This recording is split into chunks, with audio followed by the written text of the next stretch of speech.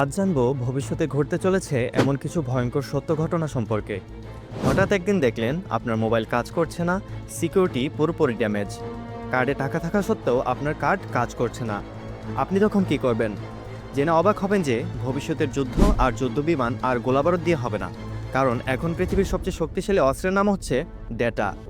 একটা দেশের বৈদ্যুতিক লাইন, পানির সাপ্লাই, হাসপাতালের কন্ট্রোলিং সকল সিস্টেম, এমনকি একটি দেশের ভোটের ফলাফলও সবই এখন কম্পিউটারের ভিতরে সংরক্ষিত থাকে খুবই গোপনে। যুদ্ধে এখন আর শহর ধ্বংস করতে হয় না, একটা কোডই একটা দেশকে ধ্বংস করার জন্য যথেষ্ট। হঠাৎ দেখবেন একদিন রাতে ব্যাংক সিস্টেম ডাউন হয়ে গিয়েছে, পরদিন বাজারে লেগে গেছে হাহাকার। তারপর মানুষ রাস্তায় নেমে আসবে নিজের দেশের বিরুদ্ধেই।